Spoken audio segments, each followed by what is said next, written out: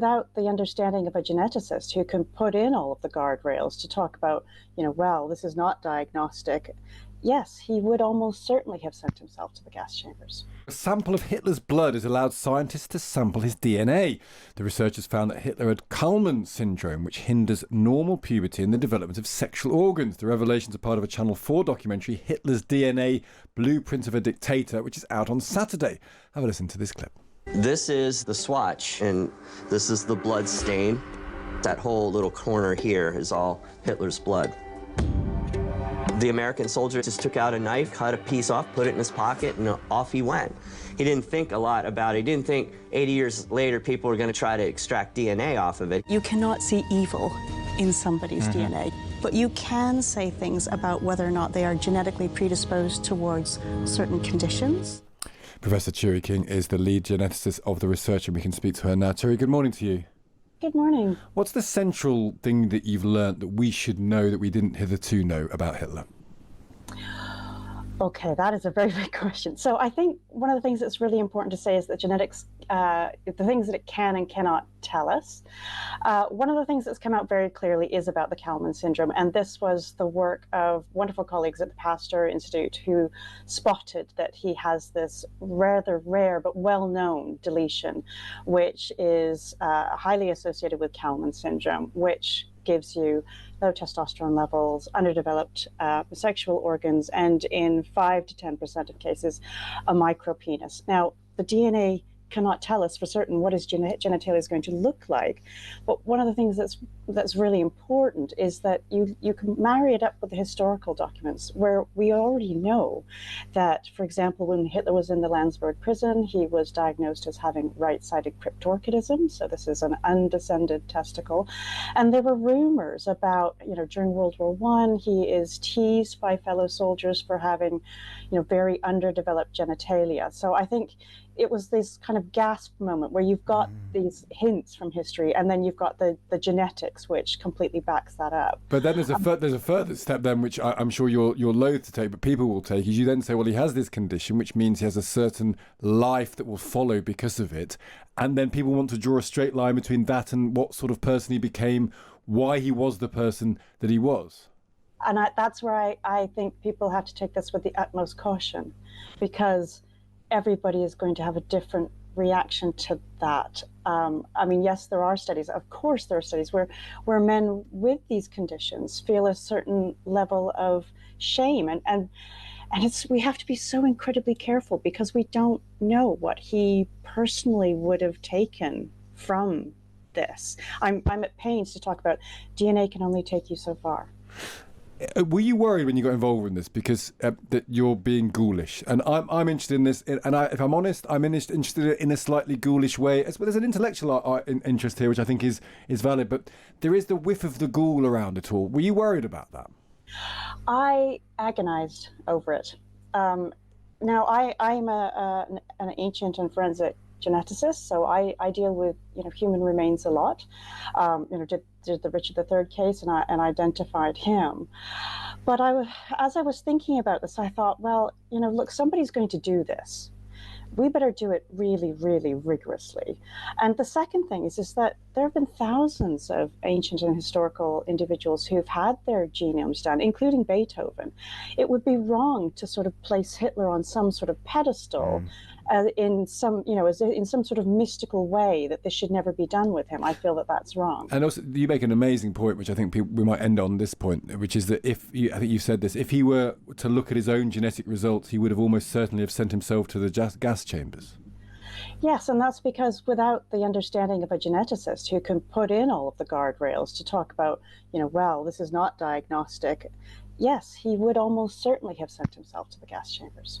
Which is an extraordinary thing to think. Well, listen, it's an interesting story. And as I say, I think we are interested for slightly ignoble reasons, but I think we're interested for noble reasons as well, Turi, and you've helped us understand that this morning. Thank you for joining us.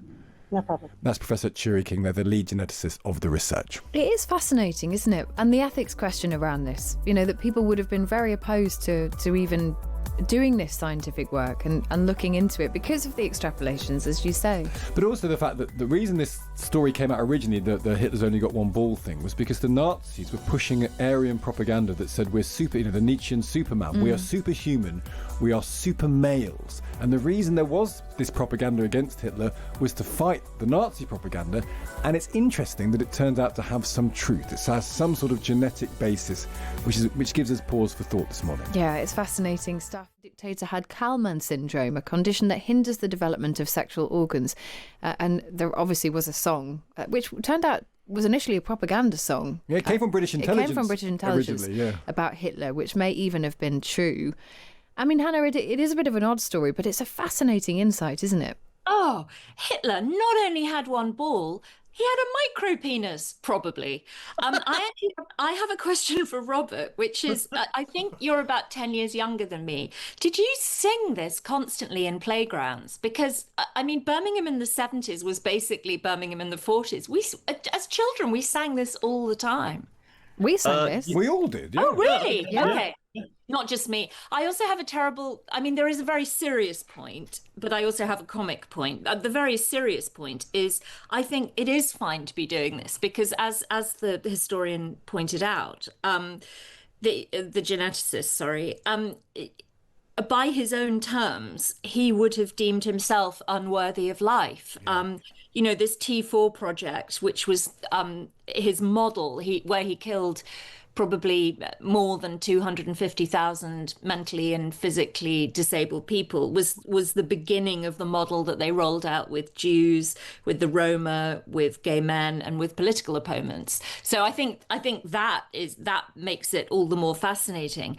But my comical reaction to this is this song really confused me when I was a child, and my knowledge of the male anatomy. There are different verses, So one ball was not there.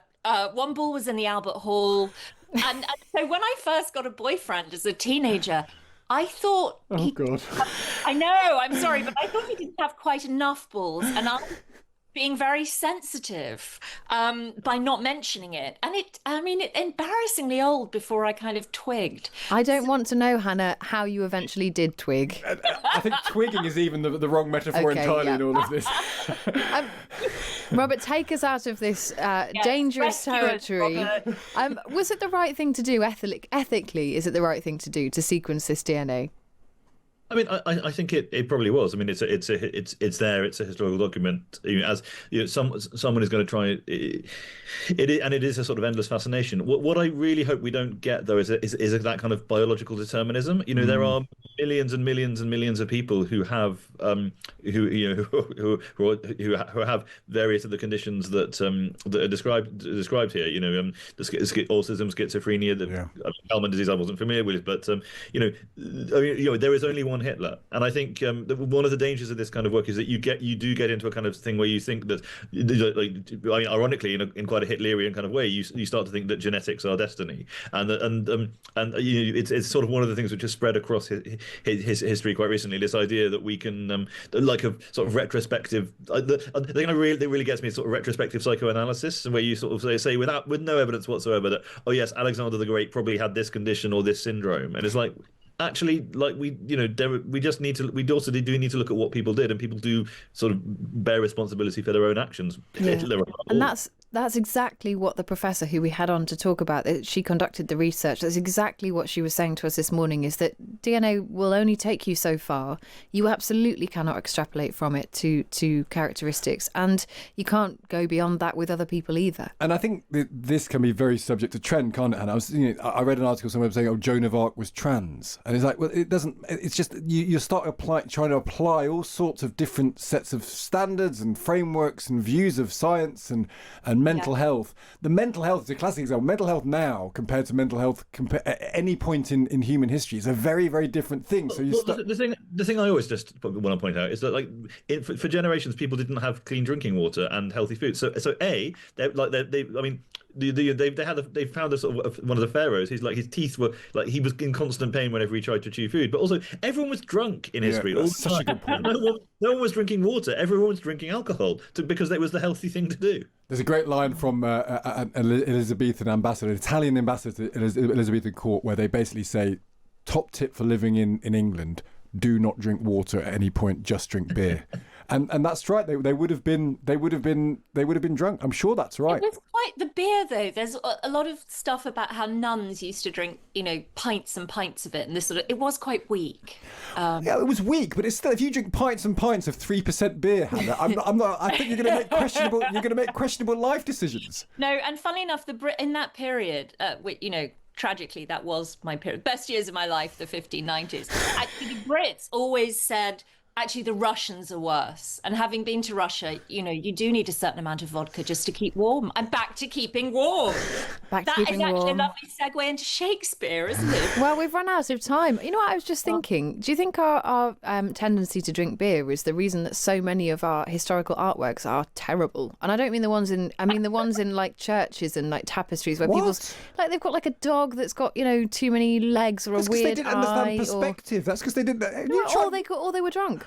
You try and do a tapestry. How good would your tapestry dog be? Well, I'm not. That's not my job. I'm not a tapestrier. There is a book about the Nazis, and going back to the Nazis, there's a really interesting history book about the Nazis and drugs. And because the drug thing is that in order to do blitzkrieg across Europe, everyone was given speed and amphetamine. So Nazis. Hitler was on an awful. I think it was like it was something like lubricant, like sort of pistol lubricant or some incredibly weird concoction that his doctor was prescribing. Yeah, he was completely off his. Yeah, he was completely. Maybe Starmer needs to be more drunk. Okay, this is where we draw the line. We found it. We found the line. Hannah, Robert, thank you so much for joining us this morning. It's been great to have you both on. That is Hannah Betts and Robert Cole.